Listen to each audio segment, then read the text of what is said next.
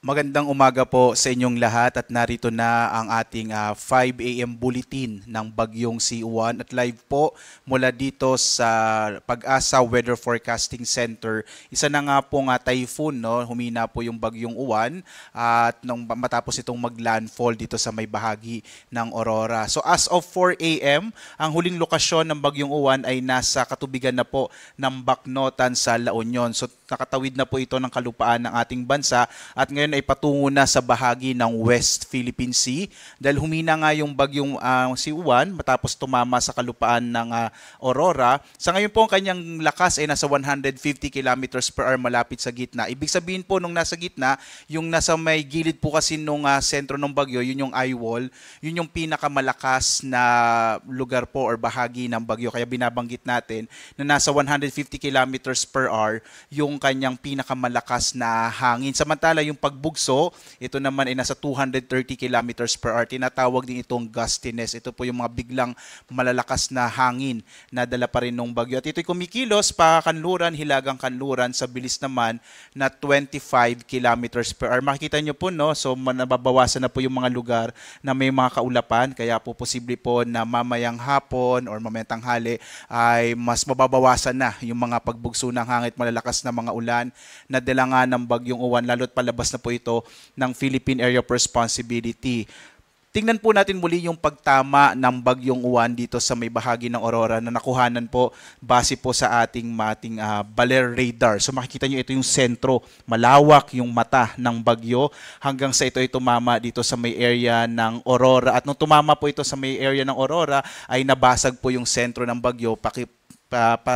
Makikita po natin na bahagyang humina nga itong bagyo mula sa super typhoon category ay naging typhoon category na ito hanggang sa binaybay niya itong mga lugar po sa Northern Luzon hanggang lumabas na nga patungo sa West Philippine Sea dito po sa may area ng La Union. Tumama yung sentro ng bagyo, ito po yung una niyang landfall dito sa may area ng Dinalungan sa Aurora around 9:10 kagabi po at posible pong lumabas ito ng Philippine Area of Responsibility mamayang madaling araw or bukas ng madaling araw po ng Martes. So Martes ito maaaring lumabas ng Philippine Area of Responsibility at posible pa rin, no? Makikita nyo po sa track natin, maaring pumasok ulit ito ng Philippine Area of Responsibility madaling araw ng Huwebes. Pero makikita ninyo, ang maapektuhan nito ay yung bahagi ng Taiwan. Kapag ito'y muling pumasok ng PAR, posible pong magkaroon ulit tayo ng epekto yung bagyong uwan. Pero most probably po dito na lang sa may bahagi ng extreme northern Luzon, yung area po ng Batanes, ang maaring maapektuhan pagpasok po muli ng bagyo. So muli po, no, inaasahan natin na mamayang hapon hanggang gabi ay unti-unting lalabas na po ng Philippine Area of Responsibility ang bagyong uwan at Huwebes muling maaring pumasok ito ng PAR. Bandang Friday po ay maaring lumabas ulit ito ng Philippine Area of Responsibility at maging isang low pressure area na lamang pagdating ng araw ng Sabado. Sa ngayon po, no, nakataas naman ang signal number 4 dito po sa may western portion ng Nueva Vizcaya, southern portion, southwestern portion ng Kalinga, western portion ng Mountain Province, southern portion ng Abra, western portion ng Ifugao, Benguet, central and southern portion ng Ilocos Sur, La Union, Pangasinan, hilagang bahagi ng Nueva Ecija, ng Tarlac at ng Zambales, mga northern part na po ito. Gayon din, signal number 3 naman sa southwestern portion ng mainland Cagayan, kanlurang bahagi ng Isabela, southern portion ng Apayao, nalalabing bahagi ng Kalinga, Ifugao, ng Abra, ng Mountain Province, ang buong lalawigan ng Quirino, southern portion ng Ilocos Norte, nalalabing bahagi ng Ilocos Sur, nalalabing bahagi ng Nueva Vizcaya, northern and central portion ng Aurora, western portion ng Bulacan, buong lalawigan ng Pampanga, nalalabing bahagi ng Tarlac, nalalabing bahagi ng Zambales, ang hilagang bahagi ng Bataan, ang nalalabing bahagi ng mainland Cagayan kasama yung Babuyan Islands ay nakataas naman po ang signal number 2. Signal number 2 din sa nalalabing bahagi ng Isabela, ng Apayao, ng Ilocos Norte, ng Aurora, ng nalalabing bahagi ng Bulacan, ng Bataan, ang Quezon kasama yung Polillo Islands at gayon din po dito sa Metro Manila, signal number 2 na lamang po yung nakataas na babala po ng lakas ng hangin. Gayon din sa Rizal, Laguna, Cavite, Batangas, Marinduque, hilagang bahagi ng Oriental Mindoro, hilaga at gitnang bahagi ng Occidental Mindoro kasama itong Lubang Islands. Signal number 2 pa rin po sa Camarines Norte at northwestern portion ng Camarines Sur.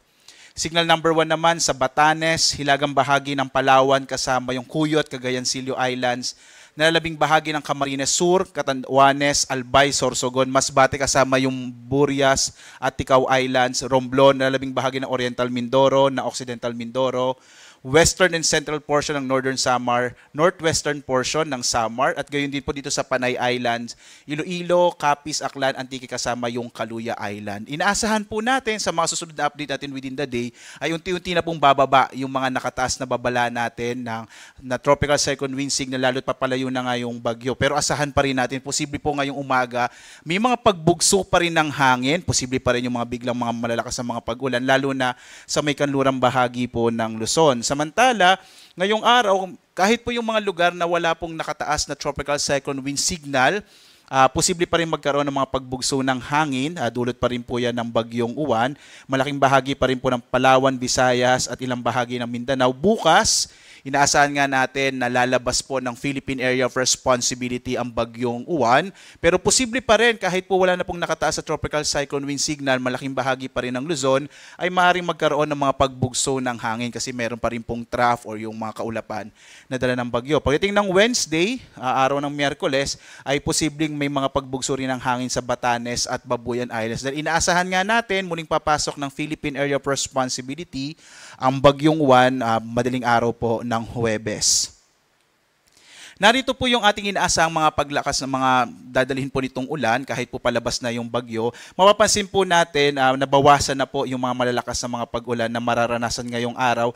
Nakikita po natin posible yung malalakas na mga pag-ulan ngayong umaga hanggang tanghali, pero pagdating po ng hapon, posibleng mabawasan na yung mga heavy rainfall, no? Posibleng mga light to moderate rains na lang yung mararanasan sa malaking bahagi ng Luzon. Magbantay na lamang po itong nasa may kanlurang bahagi ng Luzon, itong Ilocos Region area at sa may western section ng Central Luzon sa Zambales. Posible po kasi dahil yung trough nito ay maaring magdala pa rin ng mga hanggang malalakas na mga pag-ulan na maaring magdulot ng mga flash floods and landslide. Pero ngayong araw, posible po bandang tanghali or hapon, malaking bahagi na po ng Luzon ay makararanas ng mababawasang mga malalakas na mga pag-ulan.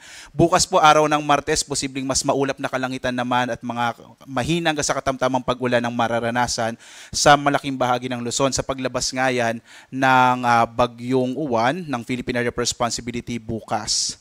Samantala po, meron pa rin tayong inilabas na storm surge warning, particular na po dito sa may kanlurang bahagi ng Luzon. Posible pa rin yung more than 3 meters sa taas ng alon po sa baybay dagat. Kaya mag-ingat pa rin po yung mga kababayan natin dito sa may western section ng Northern and Central Luzon, kung saan posible pa rin magkaroon ng mga daluyong or mga malalaking pag-alon sa may baybay dagat. Mas mataas kaysa sa normal na mga pag-alon sa may coastal areas po ng Luzon.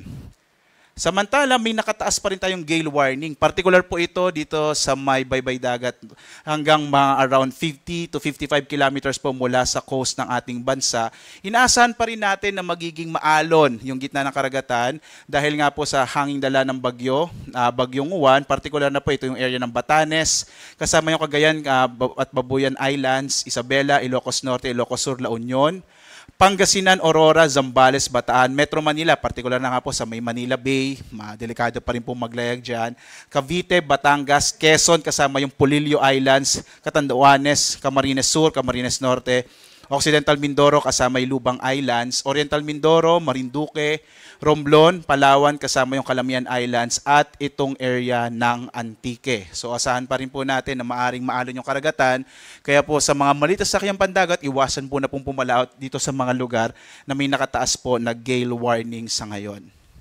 Samantala, magkakaroon po tayo ng 8 AM update mamaya po para sa ating bagyong si Uwan. At patuloy po rin namin kayo inaanyayahan na sundan pa rin tayo sa ating iba't ibang mga social media platforms, lalong-lalo na po dito sa panahon.gov.ph, kung saan makikita nyo po real-time lahat ng mga inilalabas na mga heavy rainfall warning, kasama din po yung mga rainfall information, flood advisories, thunderstorm advisories sa buong bansa.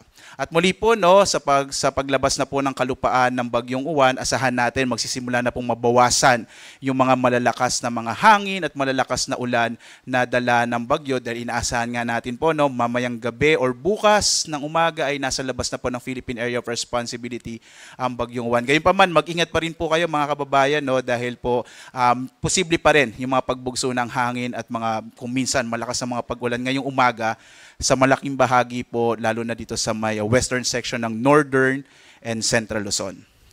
At live na nagbibigay update mula dito sa Pag-asa Weather Forecasting Center. Ako si Obet Badrina. Maganda po tayo lagi para sa isang ligtas na Pilipinas. Maraming salamat po sa inyong pagsubaybay.